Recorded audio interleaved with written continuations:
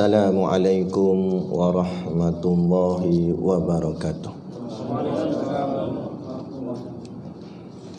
Ila hadrati sayyidina wa habibina wa syafi'ina Muhammadin sallallahu alaihi wasallam wa ila arwahi abaihi wa ikhwanihi minal anbiya'i wal mursalin salawatullahi wa salamuhu alaihi wa alaihim ajma'in wa ala ali kulli wa sahabati wal qarabati wat tabi'in wa tabi'it tabi'in bi ihsanin ila yaumiddin wa ila arwahi walidina wa muallimina wa zawil huquqi alaina ajma'in. Bisiril Fatihah.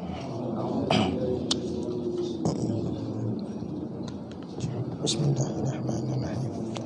Alhamdulillahirabbil alamin. Arrahmanirrahim. Maliki yaumiddin. Iyyaka na'budu wa iyyaka nasta'in. Ihdinas siratal mustaqim. Shiratal ladzina an'amta 'alaihim ghairil maghdubi 'alaihim waladdallin. Amin. Bismillahirrahmanirrahim. Alhamdulillahi rabbil alamin. Wassalatu wassalamu ala ashrafil anbiya'i wal mursalin Sayyidina Muhammadin wa ala alihi wa sahbihi ajma'in. Subhanaka la ilma lana illa ma 'allamtana innaka antal alimul hakim. Rabbi shrah li sadri wa yassir li amri wahlul 'uqdatam min lisani yafqahu qawli. Wala haula wala quwwata illa billahil aliyyil azim. Amma ba'. Alhamdulillah, kita sama-sama panjatkan syukur kehadiratillah subhanahu wa ta'ala yang dengan limpah dan kurnianya diizin oleh Allah subhanahu wa ta'ala kepada kita pada malam ini, kerana Allah izinkan kita selalu berada di tempat yang baik. Allah takdirkan kita selalu berada di tempat yang mulia, di masjid, di surau, di majlis ilmu. Seperti mana malam ni juga Allah izinkan ke atas kita untuk menjejakkan kaki ke rumah Allah, mengerjakan solat fardu berjemaah, dan seterusnya kita duduk di dalam majlis ilmu yang juga disebut oleh baginda Nabi SAW dengan taman syurga. Seperti mana sabdaan Nabi SAW, "Idza marartum bi riyadil jannah." Apabila kamu berjalan-jalan, kamu bertemu di sana ada riyadul jannah, ada taman-taman syurga, farta'u, kata Nabi, maka singgahlah. Maka sahabat tanya, "Ya Rasulullah, wa ma riyadul jannah?" Wahai Rasulullah, apa dia tu taman-taman syurga? Macam mana pula boleh ada taman syurga hidup kat dunia? Nah, sebab fahamnya syurga-syurga ni akhirat.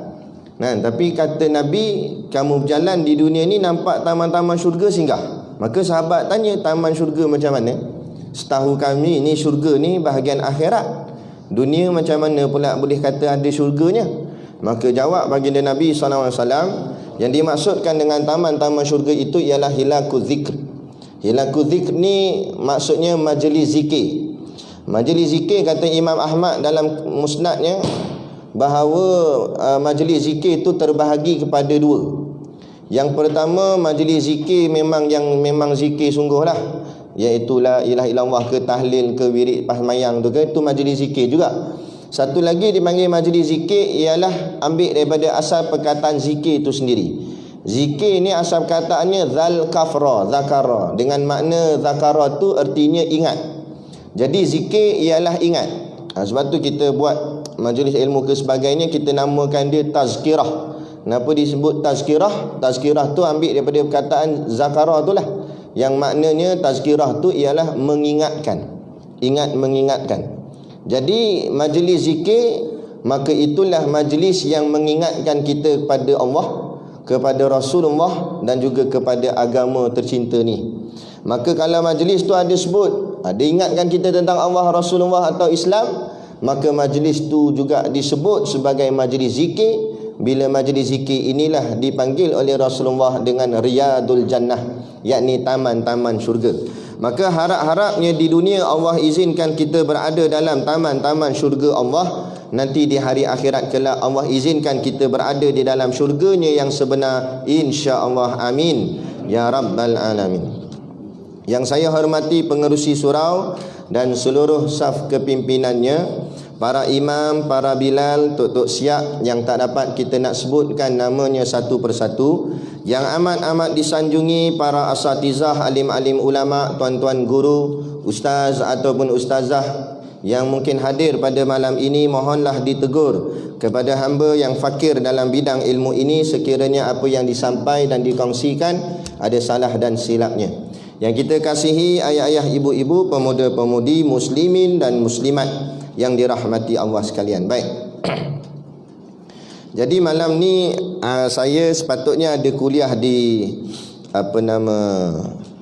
Custom Setiawan, tapi sebabkan ada permintaan, lagipun lama dah tak datang. Nak ke tuan-tuan pun tak ingat dah saya. Siapa dia ni? Jadi kita pun minta laluan lah. Dia kata tak apalah, boleh, tak ada masalah. Jadi itu yang datang ke sini untuk meraihkan orang kawasan sinilah. Baik. Jadi kita nak kongsikan satu pesanan Nabi. Ni bulan ingat ke Nabi ni, bulan Rabiul Awal ni, kan?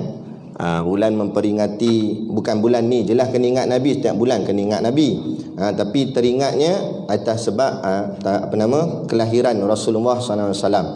Maka kita nak kongsi pesanan baginda junjungan kekasih kita yang memberi pesan kepada kita dalam soal kehidupan ni, insya-Allah. Jadi saya bacakan dulu kisah ni, kemudian nanti kita akan tengok kupasan daripada kisah ni, kita akan tengok huraian dia, insya-Allah. Jadi qala al-muallifu rahimahullahu taala wa nafa'ana wa iyyakum bi ulumihi fid daraini amin ya rabbal alamin. Kata pengarang kitab, satu hari Miqdad ibnu al-Aswad, seorang sahabat Nabi, nama dia Miqdad ibnu al-Aswad, dia berjalan. Kemudian dalam jalan-jalan ni dia bertemu dengan Abu Hurairah radhiyallahu an, sahabat Nabi juga. Bertemu dengan Abu Hurairah. Abu Hurairah ni terkenal lah dengan meriwayatkan hadis, sebab Abu Hurairah ni anak murid terus kepada Rasulullah lah, mengaji dengan Rasulullah terus, hadis-hadis Nabi semua dia hafal. Jadi bila Miqdad ibnu al-Aswad jumpa Abu Hurairah, maka Abu Hurairah pun berkata kepada Miqdad bahawa dia kata, aku pernah dengar Nabi SAW bersabda, tafakkurus sa'ah khairun min ibadati sanah, yang artinya fikir saat itu lebih baik daripada ibadat selama setahun. Jadi katanya Abu Hurairah, dia kata Nabi pernah kata fikir satu saat tu lebih baik daripada ibadah selama setahun. Okey, faham yang tu dulu. Kemudian tak apalah, Miqdad dia berjalan lagi. Lepas jumpa Abu Hurairah tu, dia teruskan lagi perjalanan dia. Jalan-jalan, maka Miqdad dia bertemu pula dengan dengan Ibnu Abbas, Abdullah bin Abbas. Abdullah bin Abbas ni sepupu Nabi, sebab Abbas tu pakcik Nabi. Jadi bertemu pula dengan Abdullah ibnu Abbas, ataupun panggil Ibnu Abbas pun boleh. Bertemu dengan Ibnu Abbas. Maka Ibnu Abbas pula cerita dengan Miqdad. Dia kata, aku pernah dengar Nabi SAW bersabda, tafakkur sa'ah khairun min ibadati sab'ina sanah. Bunyi macam sama tapi hujung belakang dia lain sikit. Katanya Ibnu Abbas, Nabi pernah kata, yang maksud tadi hadis saya baca tadi, fikir satu saat tu lebih baik daripada ibadah selama 70 tahun. Jadi bagi faham dulu cerita ni, tak lagi pening pula. Tadi Abu Hurairah kata, Nabi kata fikir saat lebih baik daripada ibadah 1 tahun. Tapi Ibnu Abbas pula kata, dia kata Nabi kata bahawa fikir satu saat tu lebih baik daripada ibadah 70 tahun. Jadi beza sini tahun tu. Jadi Abu Hurairah kata lebih baik pada setahun. Kalau Ibnu Abbas pula kata lebih baik daripada ibadah 70 tahun. Tak apalah. Kemudian dia berjalan lagi, Miqdad ibnu al-Aswad. Jalan-jalan bertemu pula dengan Rasulullah SAW. Bila jumpa Nabi, ceritalah apa yang dia dengar daripada Abu Hurairah dan juga apa yang dia dengar daripada Ibnu Abbas, cerita ke Rasulullah. Maka kata Rasulullah, dua-dua betul. Tadi kita nampak macam berlaku tanakut. Maksudnya macam nampak percanggahan, sebab seorang kata setahun, seorang kata 70 tahun. Nampak macam ada percanggahan. Tapi bila sampaikan pada Nabi, Nabi kata dua-dua betul. Nabi kata yang setahun ni pun betul, yang 70 tahun ni pun betul juga. Kemudian Nabi kata, wahai Miqdad, boleh tak tolong aku panggil kedua-dua ni datang menghadap aku. Jadi Miqdad pergi cari baliklah, cari Abu Hurairah dengan Ibnu Abbas. Panggil sebab Nabi panggil. Jadi mereka pun datang. Datang kepada Nabi SAW. Maka Rasulullah tanya kepada Abu Hurairah. Abu Hurairah dulu, yang kata lebih baik pada ibadat selama setahun tu. Jadi tanya Nabi kepada Abu Hurairah, wahai Abu Hurairah, apa yang ada dalam fikiranmu? Maka jawab Abu Hurairah, dalam fikiranku ialah kejadian penciptaan Allah, kejadian langit dan juga bumi. Kalau begitu, kata Nabi, kalau itulah yang ada dalam fikiranmu, maka fikiranmu itu lebih baik daripada ibadah setahun. Kemudian Nabi tanya pula kepada Ibnu Abbas, apa yang ada dalam fikiranmu? Maka jawab Ibnu Abbas, dalam fikiranku aku selalu memikirkan tentang kematianku dan bagaimana apa yang aku kena hadap nanti bila saat lepas mati ni, huru-hara, azab kubur dan sebagainya, kan? Maka kata Nabi SAW, fikiranmu itu lebih baik daripada kamu ibadah selama 70 tahun. Jadi betul. Jadi yang membezakannya apa? Cara fikir. Cara fikir Abu Hurairah lain, cara fikir Ibnu Abbas tu lain. Itu sebablah jawapannya, satu kata lebih baik setahun, satu lagi lebih baik daripada 70 tahun. Ini kisah dia. Jadi kita nak huraikan kenapa yang dikatakan fikir saat tu lebih baik daripada ibadah setahun, dan satu lagi kenapa fikir saat tu lebih baik daripada ibadah 70 tahun. Kita ambil yang setahun tu dulu, yang Abu Hurairah punya cerita. Jadi Abu Hurairah ni, bila dia bagi tahu ke Nabi yang bahawa dalam fikiran dia memikirkan tentang kejadian-kejadian ciptaan Allah, maka waktu tu Nabi membaca satu ayat Quran yang berbunyi, a'udzubillahi minasyaitonirrajim, inna fi khalqis samawati wal ardi wa ikhtilafil laili wan nahar la ayati liulil albab. Sadaqallahul azim, yang bermaksud, inna fi khalqis samawati wal ardi, sesungguhnya pada ciptaan langit dan juga bumi, wa ikhtilafil laili wan nahar, dan pertukaran siang dan juga malam, la ayati liulil albab, itu menjadi tanda-tanda kebesaran Allah bagi orang-orang yang memikir akan ia. Jadi maksudnya kita nak kena faham sini, apa yang Allah cipta di sekeliling kita ni, inilah ciptaan-ciptaan Allah ni, antara hikmah dia supaya kita fikir akan dia. Fikir ciptaan Allah ni, bila memikir kepada ciptaan Allah, akan membawa kepada ingat kepada Allah. Kan? Tapi yang jadi masalah kita pada hari ni, bila kita nampak ciptaan-ciptaan Allah tidak membawa kita ingat pada Allah. Sebab apa? Sebab kita tak mikirkan bagaimana penciptaan Allah, tapi yang fikirkan bagaimana kita nak cipta. Maka hari ni kita nampak, kita lihat bahawa manusia lebih melihat kepada ciptaan makhluk berbanding daripada ciptaan Tuhan. Yang ni yang kata Nabi tadi, lebih baik daripada ibadah setahun. Kita semayang selama setahun. Kita setahun ni maksudnya soal kehidupan kita harian kita. Hari-hari kita ni geng surau dah, insya-Allah lah. Geng masjid apa semua, hari-hari bangkit mayang subuh, zuhur, asar, habis sampai ke isyak, tambah lagi dengan semayang sunat. Tapi kadang-kadang dalam duk semayang tu pun masih lagi kepala kita ni banyak mengingat kepada ciptaan makhluk daripada ciptaan Allah. Ya tak? Sebab tu Nabi baca ayat ni, inna fi khalqis samawati wal ard, sesungguhnya pada ciptaan langit dan ciptaan bumi. Maknanya Allah cipta langit bumi, suruh kita tengok langit dan bumi ni. Persoalan yang timbul bila pada sampai ayat ni, ulama bahas, kenapa Allah sebut dua ni saja, langit, bumi, sedangkan yang lain pun ciptaan Allah juga, kenapa tak sebut satu-satu? Nah, sesungguhnya ciptaan pokok, rumput, bukit, bukau, habis semua sebut. Nah, memanglah dia kata penuh lah Quran tu. Sekejap lagi Ustaz, tebal lah.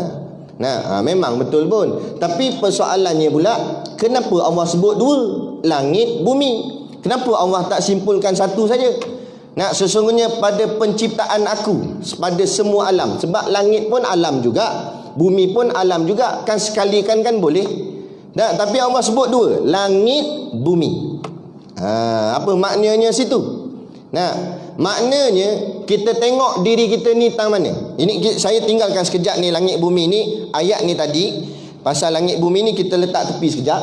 Kemudian kita nak bawa satu kata-kata orang tua kita dulu, Melayu lah. Lepas tu kuat Melayu dengan agama zaman dulu ni. Sekarang dia makin slow. Nah, orang dulu-dulu dia kata apa? Di mana bumi dipijak, di situ langit dijunjung. Benda yang sama. Masih lagi dalam ayat tu ada perkataan bumi dan ada perkataan langit. Seolah nampak macam ada persamaan dengan ayat ni tadi. Apa makna dia? Nah, makna di mana bumi dipijak, di situ langit dijunjung. Maknanya mana bumi kita pijak pun tetap bumi Allah, mana kita jalan pun tetap langit Allah yang kita junjung. Maknanya kita tak boleh pergi ke lain. Sebab tu Allah sebut aku cipta langit, aku cipta bumi, menunjukkan bahawa kita duduk tang mana? Kita duduk tang tengah-tengah. Bahawa maknanya nak maksudkan kamu dalam kekuasaan aku. Nah, jadi jangan sombong, jangan kalau kamu rasa kamu hebat, jangan pijak bumi Allah. Kalau rasa hebat, jangan duduk di bawah langit Allah. Tapi tak boleh. Kemana kita pergi, tetap kita berpijak atas bumi Allah dan duduk di bawah bumbung langit Allah. Nampak? Tu Allah nak tunjuk ke situ. Nah, hari ni minta maaf cakap, kadang-kadang kita kagum dengan ciptaan-ciptaan makhluk. Kita pergi, dia tak pernah pergi Kuala Lumpur. Sekali pergi Kuala Lumpur, jakun terus lah. Dia tengok bangunan pencakar langit, dongak kepala tengok. Dia kata tingginya, dia kata. Nah, rasa hebat. Sampai ada yang cakap, tak sama, dia kata. Tak pernah jumpa lagi Perdana Menteri yang bagus macam ni. Dia buat bangunan KLCC, KL Tower, Sepang Circuit. Kagum ke makhluk. Kita tengok bangunan tinggi-tinggi hebat. Baru-baru bina, tu pun ambil makan masa lama nak bina. Berapa banyak tertangguh, mati pun ramai dalam pembinaan. Tapi kenapa tak nampak Gunung Everest yang Allah cipta lebih tinggi daripada segala bangunan yang ada di atas muka bumi? Berdiri tegak, tak ada masalah bagi Allah. Kenapa tak nampak hebatnya ciptaan Allah? Kan? Tengok langit Allah buat, tak ada tiang. Tengok apa nama, dia ciptaan Allah ni, hebatnya ciptaan Allah, dia tak perlu kepada inovasi. Baca dalam kitab Risalatul Tauhid dalam bab akidah. Kata Syekh, ciptaan makhluk ni semuanya adalah nakis. Makna nakis ialah kurang, cacat. Apa yang makhluk cipta ni semua cacat. Sebab apa? Sebab makhluk tu sendiri cacat. Makhluk tu sendiri kurang. Tapi apa yang Allah cipta tak ada kecacatan. Bila tak ada kecacatan, apa yang Allah cipta tak perlu diperbaharui. Tapi apa yang makhluk cipta, dia kena perbaharui. Tengok telefon kita. Zaman mula-mula dulu besar macam betul air telefon. Tekan bunyi 1 kilo bunyi. Kuat bunyi. Lama-lama button tak ada dah. Main cermin gitu, main slide itu, tarik terpelanting telefon. Makna kata makin lama makin berubah, makin lama makin berubah. Daripada besar jadi makin lepeh. Akan datang tak tahulah pula. Kalaulah kata hebatnya ciptaan manusia, buat teruslah yang canggih. Tapi tak boleh. Asal buat, ada pembaharuan pula. Yang ni tak boleh, kita kena buat lain pula. Kenapa kena buat lain? Sebab yang lama tak betul, yang tu tak elok. Jadi sentiasalah ciptaan makhluk tu sentiasa tak elok. Kita tengok kereta kita. Mula-mula zaman dulu-dulu kena pulah kat depan enjin tu kena pulah. Nampak? Lama-lama nak main kunci pula sampai patah kunci. Nah, lama-lama main push button, tekan pula. Dah tekan-tekan button pula tersumbat dalam. Nah, lama-lama canggih, duduk saja kereta start dah. Nah, makin lama makin dibuat perbaharui. Sebab apa kena buat perbaharui? Kerana sentiasa tidak perfect. Tapi saya nak bagi kita nampak sama-sama. Inilah namanya ma'rifatullah, kenal Allah. Cuba tengok langit kita tuan-tuan. Tengok langit tu. Langit tu dia color biru, awan dia putih. Bukan hari ni, sejak zaman Nabi Adam alaihissalam. Berapa ratus ribu tahun dah, berapa juta tahun, tak tahu berapa lama. Nah, daripada zaman Nabi Adam alaihissalam, langit tu biru, awan dia putih. Sampailah langit biru, awan putih. Ada inovasi tak? Tukar pula color lain Nah, kata tak ada. Nah, siling kita berapa kali tukar? Dulu main siling papan, lain kali siling kapur. Lepas ni siling tak ada terus. Nah, makna kata tukar-tukar. Kita jemur tengok. Tapi kita tengok langit jemur tak? Ada. Lagu kadang-kadang, walau hebat macam mana lagu tu famous pun, sampai masa jemur dah lagu tu orang tak layan dah. Kan? Lagu apa dulu? Rock kapak. Budak-budak sekarang tak main dah rock kapak. Dia main apa hip hop lah, apa pop Korea lah, apa benda lah. Nampak? Tapi zaman dulu-dulu tu lah pop ye lah apa. Tapi tak main dah. Tapi Quran ni 1400 tahun dulu sampailah masih lagi baca. Ada tak kita boring? Ada tak kita jemu? Baca Fatihah ni berapa kali dah? Tu imam. Nah, ada tak makmum komplain imam tukar asyik Fatihah je.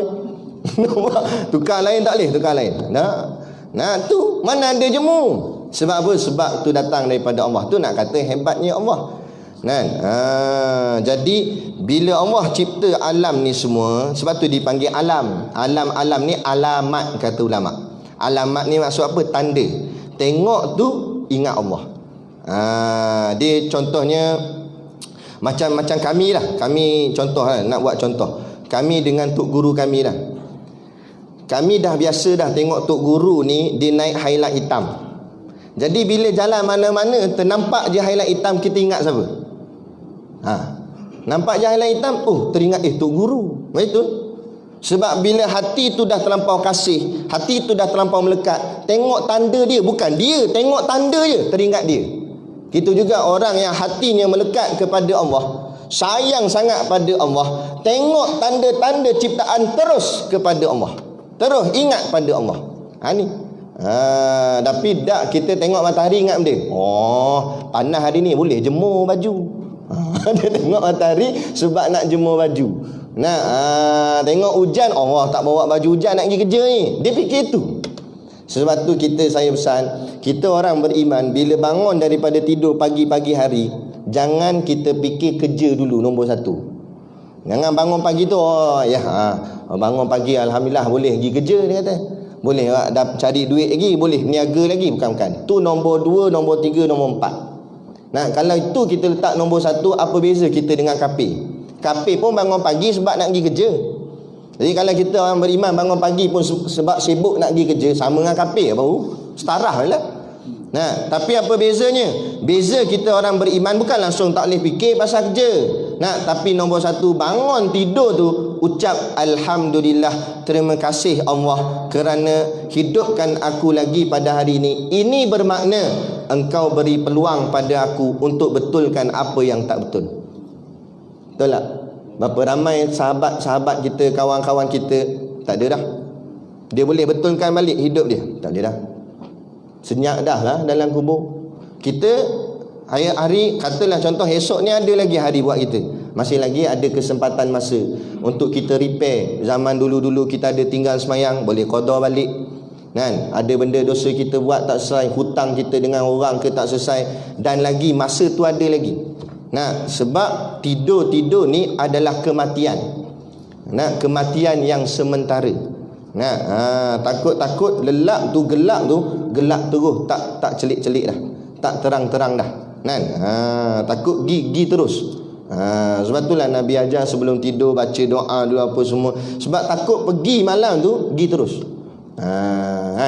Sebab tu orang perempuan Kalau dapat suami yang kuat berdengkur, jangan marah.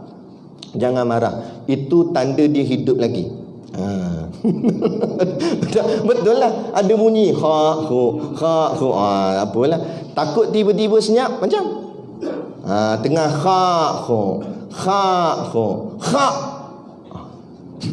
bini pun kata alhamdulillah senyap dah, barulah aman dunia. Memanglah aman, bangun pagi esok kejut tak bangun dah. Punya tak ada dah malam tu. Dah.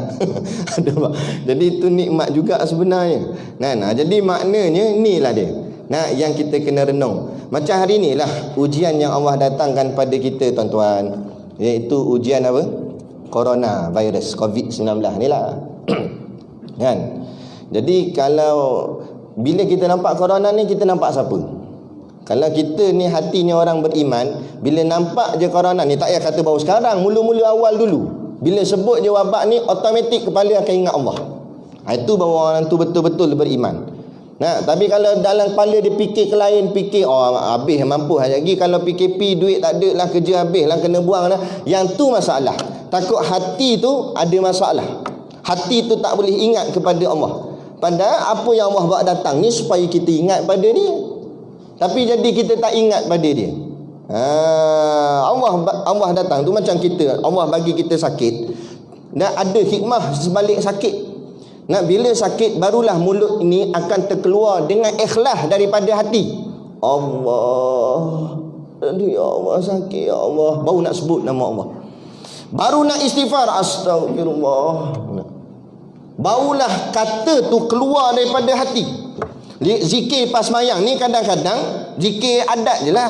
Dan orang lain zikir, kita zikir kat sambil-sambil tengok kipas lah, tengok cicak lah, apalah.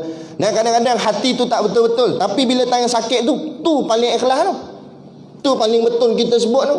Tu kadang-kadang Allah berikan sakit. Sebab tu kata ulama, dalam bala kadang-kadang ada nikmat, dalam nikmat kadang-kadang ada bala.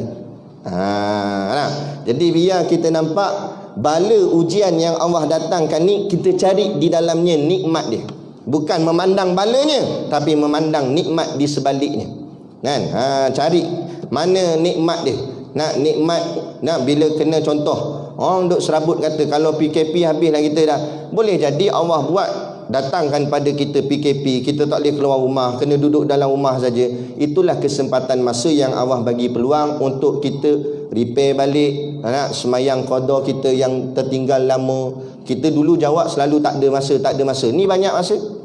Kenapa tak buat? Baca Quran, baca terjemahan dia, bagi faham ayat Quran. Minta maaf cakap, kadang-kadang berapa lama kita dah semayang tapi masih lagi tak tahu apa makna dalam suratul Fatihah.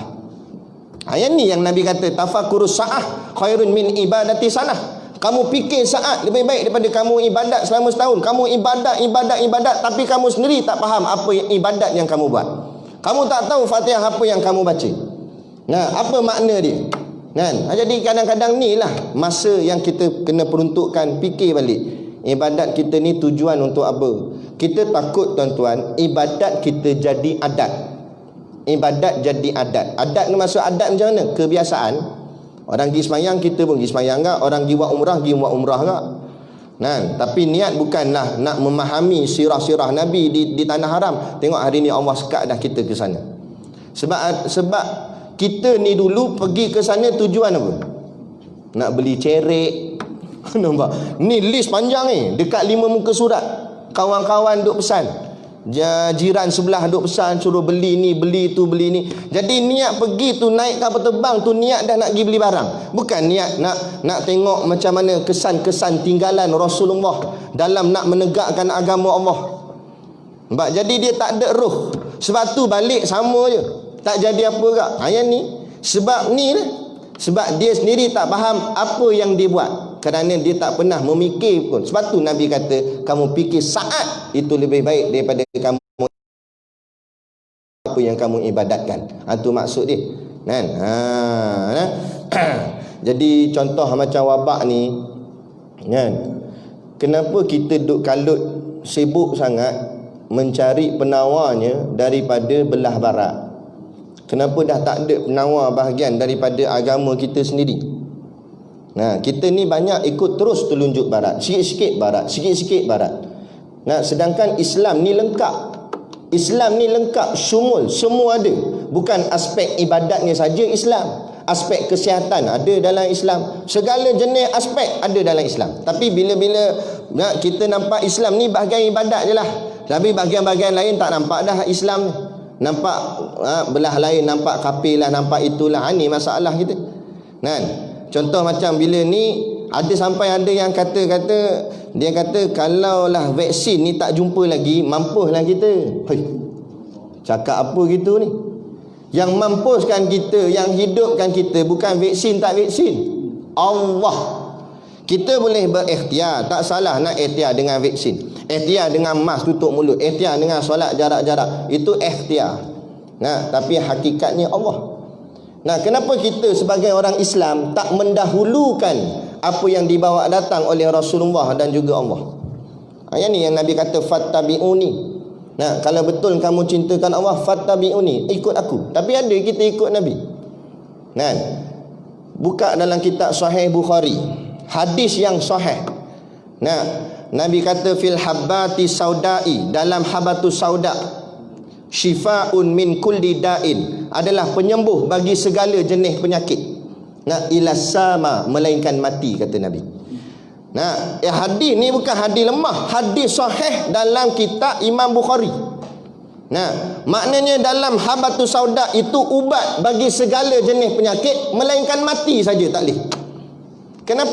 Kenapa kajian sains daripada makmal-makmal negara orang Islam, kenapa tak kaji habatus sauda? Kenapa tak kaji madu? Kenapa tak kaji yang dikatakan sebagai sunnah-sunnah Rasulullah? Tapi yang dikaji daripada bahan-bahan ada dalam babi, dalam kera. Itu nak dibuat jadi ubat. Betul lah dia kata kalau darurat. Persoalannya darurat sungguh ke? Sampai dah tak jumpa ke bahagian yang ada dah ni? Madu langsung tak ada dah ke? Habatus sauda langsung tak ada dah ke? Minyak zaitun langsung tak ada dah ke? Tu. Kenapa tak mendahulukan itu? Kalau kafir dia mendahulukan yang belah barat, tak pelik sebab dia kafir. Dia bukan umat tauhid. Dia tak ada Quran, tak ada hadis. Kita ni ada Quran, ada hadis. Yang ni yang disebut tadi, kita ibadat sujud sembah muka atas lantai sampai bengkak dahi-dahi. Tapi lah kali bahagian semayang sujud pada Allah, dah bahagian makan ikut barat, bahagian ubat ikut barat. Ni jadi macam mana kita? Yang macam mana yang dikatakan benar-benar kita mengikut Allah dan Rasul? Jadi kita minta sama-sama kita balik kepada Allah dan Rasul. Ikhtiarlah dengan cara agama. Itu lebih baik sebab kita ni umat beragama. Jadi tak gunalah kita ibadat bertahun, tetapi lah kali yang kita nampak bukan daripada Islam juga. Jadi ini mainan kafir, halus mainan dia. Kita kena ingat kita berada di fitnah akhir zaman. Jadi nak pegang Islam ni kena pegang betul-betul. Jangan nampak Islam hanya sekadar bahagian sembahyang sahaja, bahagian puasa saja. Tapi Islam ni ialah nizamul hayah, cara hidup. Daripada bangun tidur sampai tidur balik, semuanya ada tata caranya dalam Islam. Makannya, minumnya, ubatannya dan sebagainya. Jadi itu. Kemudian pula bila Nabi tanya kepada Ibnu Abbas, kenapa yang dikatakan Ibnu Abbas lebih baik daripada 70 tahun? Kerana dalam pemikiran Ibnu Abbas itu memikirkan tentang soal mati. Jadi maksudnya sini 70 tahun tu satu tempoh kebiasaan orang, satu usia lah. Mana kata orang duk kata kalau sampai 70 tu orang cakap apa dah standby lah, maknanya memang kebiasaan umur sampai 70. Tapi ada je yang lebih 95 pun ada kan. Tapi nak ceritanya kebiasaan tu 70. Jadi kalau kita fikir sesaat tentang hal-hal kematian kita, lebih baik kita ibadat sepanjang hidup kita. Tu maksud dia. 70 tahun tu maknanya sepanjang hidup. Kalau kita fikir apa yang kita nak bawa dalam sana nanti, macam tadilah saya sebut, minta maaf cakap kadang-kadang hadis selalu dah nak surau masjid, nak solat jemaah bagus dah. Yang perempuannya tutup aurat, bertudung labuh, lakinya kopiah, baju Melayu kain pelikat. Tapi kadang-kadang bila kita tanya sifat Allah ada berapa pun dia tak boleh jawab. Tu maksud saya tu. Makna kata kita dah beramal tetapi tidak berilmu. Jadi macam mana kita nak menghadapi soalan-soalan di dalam kubur nanti? Bila ditanya oleh malaikat Munkar Nakir, Mar Rabbuka, siapa Tuhan kamu? Kita tak ambil berat benda ni. Kita belajar bahagian dunia berapa tahun, belajar bahagian dunia. Sekolah rendah tadika saja berapa tahun. Masuk sekolah rendah berapa tahun. Sekolah menengah, lepas tu sambung pula ke kolej, universiti. Nak bertahun-tahun. Tapi untuk belajar agama kita buat celuh-celuh, kita buat lebih kurang. Kita tak bersungguh-sungguh dalam menuntut hal-hal agama. Sedangkan soalan-soalan dunia ni kalau kita gagal jawab, boleh makan lagi, tak ada masalah. Anak kita pergi ambil report card anak kita, tengok dalam report card tu color merah. Anak kita kata, saya seorang je dapat merah mak, orang lain semua hitam. Saya bagus ni, sebab tu cikgu buat warna merah. Mak dia kata, tok mu. Nampak? Merah tu maksud gagal. Walaupun anak dia gagal, balik rumah anak dia boleh makan mi goreng? Boleh. Marah-marah mak dia pun, ni nak jadi apalah. Itulah mak kata belajar malas, tengok gagal dah. Pergi masuk dapur tu, bawah tudung saji, mak masak dah tu, makan. Marah-marah boleh makan lagi. Duduk dalam kubur, marah buka tak boleh jawab, boleh makan mi goreng. Nampak? Soalan bocor dah. Soalan SPM tak bocor. Bocor kena tukar soalan, tak boleh teruskan. Soalan ni bocor, tak boleh jawab. Dah macam mana? Sebab yang nak jawab tu bukan bibir, bukan mulut. Yang jawab tu ruh. Nampak? Bibir ni kerah kaku, dah mati, jasad mati, kerah dah, mana boleh bercakap. Yang nak jawab tu ruh. Macam mana ruh nak jawab? Ruh makanan dia bukan nasi. Nasi makanan jasad. Ruh makanan dia ilmu. Mengaji itulah makanan ruh. Orang yang lagi kuat dia mengaji, walaupun jasad dia kita tengok ulama, tok-tok guru. Jasad lembik, kuruh keding, tok-tok guru. Nak kedut-kedut dah muka, tok guru, ulama tua dah. Tapi ruh Allah, ruh dia mantap. Ruh dia orang panggil ruh sadar. Ruh dia berketul-ketul. Sebab apa ruh ketul? Ilmu banyak. Kita jasad tegak, tapi ruh kita lembik dalam. Sebab itulah mereka ni walaupun jasadnya lemah, tapi bila ruhnya kuat melaksanakan ibadat. Kita jasad tegak, ruh lemah, tapi tak boleh kuat dalam beribadat. Itu makanan ruh. Makanan ruh ialah ilmu. Dengan ilmu tadilah, maka itulah yang dia nak jawab nanti dalam kubur. Banyak soalan. Satu-satu, wama nabiyuka wama dinuka. Macam mana nak jawab? Sebab itulah bila ditanya oleh malaikat, Mar Rabbuka. Dalam ayat tu malaikat menggunakan perkataan Rabbu. Man Rabbuka. Man tu siapa? Rabbu tu Tuhanlah. Ka tu engkau. Siapa Tuhan kau? Tapi kita kena ingat juga, panggilan Tuhan ni dia ada 3 panggilan dalam suratun Nas. Kul a'udzu bi rabbin nas. Pertama Rabbin nas, Malikin nas, Malik. Yang ketiga Ilahin nas, Ilah. Tiga-tiga ni walaupun namanya sebutnya lain-lain, satu Rabbu, yang satu lagi Malik, satu lagi Ilah, tapi tiga-tiga ni balik kepada Allah. Tapi kenapa ada 3 nama? Yang ni yang kita bicara, Tok Guru bicara, kerana nak menyebutkan peranan. Yang pertama Rabbu ni maksud Rabbu ialah Tuhan yang memelihara.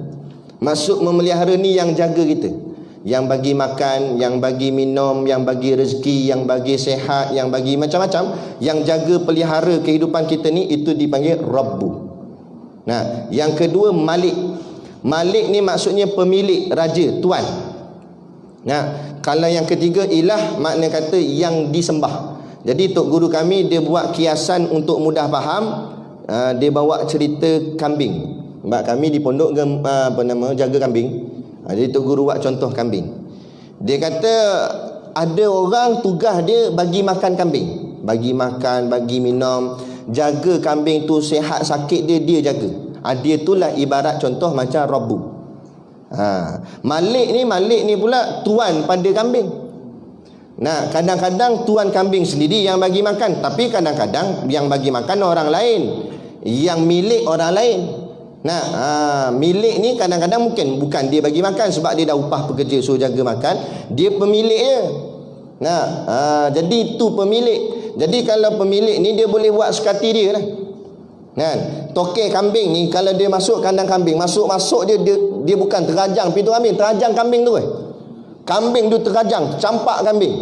Nah, tukang bagi makan kata, "Oi, buat apa pergi sepak kambing ni?" Kata dia, "Kambing aku, suka hati aku." Sama juga. Nah, ada orang kata, kenapa Allah turunkan corona ni pada orang Islam, orang beriman, patut turun kat orang kafir je lah, orang Islam tak payah kena. Kita milik Allah, suka hati Allah. Allah nak terajang kita ke, Allah nak bagi kita mati ke, Allah nak bagi kita tercampak ke, tak kira siapa, sebab kita milik Allah. Tak boleh komplain walaupun sedikit. Kan? Sebab tu Tok Guru kami dia buat contoh, kita beli 3 ekor ikan. Beli 3 ekor ikan di pasar. Ikan yang pertama kita buat masak kicap. Ikan kedua kita buat bakar. Ikan ketiga kita buat masak benda. Masak asam dah. Kan? Contoh. Tiba-tiba yang kicap ni kata, "Kenapa saya kena masak kicap hitam? Saya nak jadi macam dia ke asam dah." Nah, kemudian tiba-tiba yang kena bakar pula komplain, "Kenapa saya kena bakar? Kurang-kurang masak kicap pun tak apa. Nah, tak adalah sampai kena bakar, hitam je." Boleh komplain ikan. Kalau kita beli ikan tu komplain macam tu, kita buat macam mana? Kita ketuk tong dia kata, suka hati aku lah, aku beli hang dah. Nak, tak payah kata aku nak bakar, tak payah kata aku nak buat masak kicap. Aku beli, aku lempar buang terus kat tong sampah pun aku boleh buat. Sebab apa? Sebab hang tu aku punya, aku beli dah hang. Tu ibarat contoh. Sama gak macam kita ni milik Allah, suka hati Allah, nak buat macam mana pun. Sebab tu kita kena kenal Malik tu pemilik. Yang ketiga, ilah. Kalau daripada cerita kambing tu, ilah ni maknanya kita buat ni untuk siapa. Jadi tadi dengar cerita di tempat dia tu, kandang kambing dia, Sultan Perak nak datang ziarah. Sultan Perak nak tengok dengan kata kambing dia hebat sangat. Kan? Boleh baca kitab dengan kata kambing dia. Nampak? Jadi Sultan nak pergi tengok lah. Bila dengar Sultan nak datang, mestilah dia akan persembahkan kambing tu pada Sultan, nak tunjuk pada Sultan. Jadi kalau nak tunjuk pada Sultan, takkan kambing yang lekeh-lekeh. Mesti dia ambil kambing yang paling gemuk, paling sihat, paling elok, paling lawa, yang suara kambing pun merdu, tak berhek gitu, mek gitu. Nampak? Dia cari paling A lah, sebab nak ditunjuk ni pada siapa? Sultan. Macam itulah juga makna ilah. Nah, bila kita faham makna ilah yang kita sembah, apa saja kita buat ni nak tunjuk ni pada Allah, tiba-tiba kita buat lebih kurang, macam mana? Mayang kat surau masjid bukan main kemah lah. Dengan ridaknya, dengan jubahnya, setting kopiah saja dekat 2 jam. Ni letak timbang air ni nak bagi center. Nak bom minyak wangi sebotol lebih. Kan? Apalah. Tapi bila tiba-tiba tak dapat pergi surau, ada hal ke apa, mayang kat rumah. Macam mana gaya semayang kat rumah? Nak pakai t-shirt pagoda tu yang ada poket tengah macam Doraemon. Tu kan melekat. Itu pun koyak belah ketiak. Nampak? Itu boleh tahan lagi. Ada orang baju tak pakai, kan melekat saja. Dia kata tak apa, sah ni, sah, tutup aurat dah. Dia kata, betul lah tutup aurat, tapi nak ngadap siapa? Tak? Habis bangun daripada tahiyat awal rasa sejuk. Awak sejuk ni, rupanya kan dekat tinggal bawah. Kan dekat saja pakai. Nampak? Dia kata nak buat lebih kurang, nak menghadap Allah. Tapi nak rezeki Allah, doa kami yang tinggi angkat. Nak nikmat Allah. Tapi bila berhadapan dengan Allah, kita buat lebih kurang. Jadi macam mana hubungan kita itu yang kita, sebab kita tak faham apa tu makna ilah yang sebenar. Jadi kalau pada cerita kambing tadi, boleh jadi tukang bagi makan orang lain, pemilik orang lain, yang kita nak sembahkan orang lain. Tapi pada sisi Allah ni, tiga-tiga ni Allah. Yang jaga kita pun Allah, yang milik kita pun Allah, yang kita nak sembahkan segala apa kita buat ni pun kepada Allah. Nampak? Jadi 3 nama ni yang saya hurai tadi. Sekarang kita nak balik pada soalan kubur tadi. Soalan kubur tadi, kenapa malaikat dia menggunakan perkataan Rabbu? Man Rabbuka? Kenapa dia tak guna perkataan ilah sebagai contoh? Man ilahuka? Ilah pun makna Tuhan juga, tapi dia guna perkataan Rabbu. Apa nak maksudkan sini? Maknanya orang kebanyakannya bila semayang, ya memang dia sembah Allah. Kita jadi semayang isyak lagi, ya memang kita sujud sembah Allah. Betul. Tapi kadang-kadang dalam kita semayang sembah Allah, kita keluar daripada masjid surau, kita nampak yang bagi rezeki bukan Allah. Yang kita nampak bos kita. Betul tak? Kadang-kadang kita nampak yang bagi sihat kita bukan Allah. Yang bagi sihat kita Panadol, ubat, doktor. Tu yang malaikat tanya, man Rabbuka? Tu guna perkataan Rabbu. Rabbu ni maksudnya yang jaga. Jadi malaikat tanya, siapa yang jaga kamu? Siapa yang pelihara kamu? Kalau kita nampak kat dunia ni yang jaga kita KKM, kita jawab KKM masuk dalam tu. Marabbuka? KKM dia jawab. Marabbuka? Panadol. Sebab tu dia nampak yang jaga dia. Nampak? Sebab tu yang ni kita nak, jangan hanya pada ibadat saja. Allah. Bagus dah. Geleng kepala, zikir kuat. Luar. Bahagian luar, bahagian rezeki, bahagian nikmat-nikmat lain, sihat tubuh badan dan sebagainya. Kenapa tak nampak itu juga datang daripada Allah? Tapi kadang-kadang kita terlepas, kita nampak daripada usaha kita, kejayaan kita, sehingga kan ada yang ungkit-mengungkit. Nampak? Ini aku yang usaha penak-penak ni, apa sebab pula nak ambil pula? Orang kata derma lah kat kawan tu, dia orang susah miskin. Dia tu balak liat, pemalas. Nak belajar malas, kerja lagi malas. Aku ni boleh jadi macam ni sebab aku sungguh-sungguh, aku rajin. Tu yang aku boleh jadi kaya macam ni. Senang-senang aku nak bagi duit kat dia. Nampak tak? Dia nampak kekayaan dia, usaha dia. Padahal kurniaan Allah. Kita tak pandai pun, kalau Allah nak bagi kaya, Allah boleh buat. Kun fayakun, mudah je bagi Allah. Jadi segala-galanya, sebab tu kita nak bagi faham, inilah fikrah, pemikiran yang membezakan antara kita, pemikiran orang Islam, orang beriman, dengan pemikiran orang yang tak di Islam, tak di iman, yakni kafir. Jadi janganlah sampai jasad kita, pakaian kita memang nampak beza dengan kafir, tapi rupa-rupa dalamnya sama sahaja. Nampak? Kita takut macam itulah. Tin tu kita nampak yang ni air tin dia tin Coca-Cola, halal lah. Sebelah lagi tin Carlsberg, rupa-rupanya kandungan dalam Coca-Cola pun Carlsberg juga. Faham maksud saya? Maknanya zahir saja nampak macam halal, rupa dalam tu ada masalah juga. Makna pemikirannya sama dengan kafir juga. Jadi kita tak nak Islam pada zahir sahaja, tak nak Islam pada kopiah jubah sahaja, tapi kita nak Islam zahir dan batin, luar dan dalam. Dan lebih utama adalah barang yang di dalam, kerana yang nak dibawa bertemu Allah dalam, bukan luar. Macam durian lah, yang kita nak makan isi bukan kulit. Jadi kita nak ambil tu ialah barang yang dalam. Jadi moga-moga dengan sedikit pencerahan atau tazkirah yang kita dapat kongsikan bersama ni, memberi kefahaman kepada kita bersama dalam soal kehidupan kita, supaya kita boleh meluruskan perjalanan hidup kita, niat hati kita dalam kehidupan ni. Biarlah betul-betul kita nampak matlamat kita kerana Allah dan Rasul. Apapun ujian yang datang, kita tak lari. Datanglah corona ke koroni ke apa ke, kita tetap ingat pada Allah dan Rasul. Kita tak lari, kan? Mana kata apa-apa pun, letaklah al-Islamu ya'lu wa la yula alaih. Letaklah Islam paling hadapan, Islam paling atas sekali. Dahulukanlah apa-apalah kerana Islam. Ubat cari yang Islam dulu. Nak apa-apa pun, nak beli rumah cari yang Islam dulu. Makna kata yang dekat dengan rumah Allah supaya senang pergi berjemaah. Bukan cari beli rumah, cari dekat dengan yang bandar. Kan?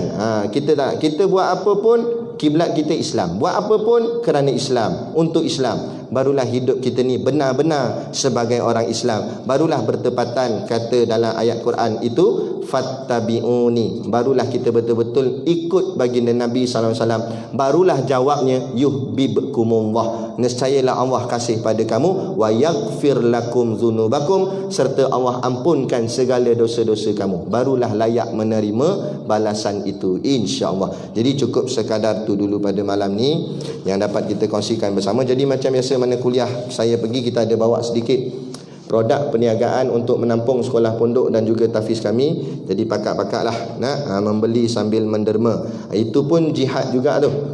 Jihad ekonomi. Telur masin ada. Jadi kita ada bawa produk killer kita lah, produk yang mengganas, iaitu produknya telur masin. Sebab telur masin kami ni bukan sebarangan telur. Dia power punya telur. Sebab apa? Sebab dia telur itik. Dia telur itik, dan itik tu bukan sebarangan itik. Dia itik pondok. Dia itik ngaji kitabnya, itik sifat 20. Nampak? Jadi moga-moga makan tu ada keberkatan. Jadi pakak-pakaklah.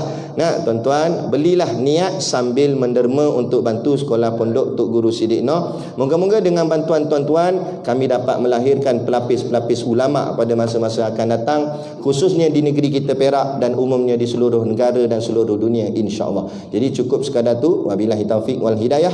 Assalamualaikum warahmatullahi wabarakatuh. A'udzu billahi minasyaitonir rajim. Bismillahirrahmanirrahim. Alhamdulillahirabbil alamin, wassalatu wassalamu ala asyrafil anbiya'i wal mursalin sayyidina Muhammadin wa ala alihi wa sahbihi ajmain. Allahumma taqabbal minna salatana wa du'aana innaka antas samiul alim wa tub alaina innaka antat tawwabur rahim. Allahumma ja'al dinana dinan nabiy Muhammadin sallallahu alaihi wasallam wa islamana islamal muslimin wa imanana imanal mu'minin wa salatana salatal khashiin wa a'malana a'malas solihin wa niyatana niyatal mukhlisin wa dhunubana ya Allah dhunubal mustaghfirin wa hayatana hayatal ulama wa mautana bi mautis syuhada wa adkhilnal jannata ma'al anbiya'i alaihimus salatu wassalam. Rabbana atina fid dunya hasanah wa fil akhirati hasanah wa qina adzaban nar wa qina adzaban nar wa qina adzaban nar. Wa sallallahu ala khairi khalqihi sayyidina Muhammad wa ala alihi wa sahbihi wasallam. Subhana rabbika rabbil izzati amma yasifun. Wassalamun alal mursalin walhamdulillahi rabbil alamin. Amin ya rabbal alamin. Taqabbalallahu minna wa minkum. Takbir.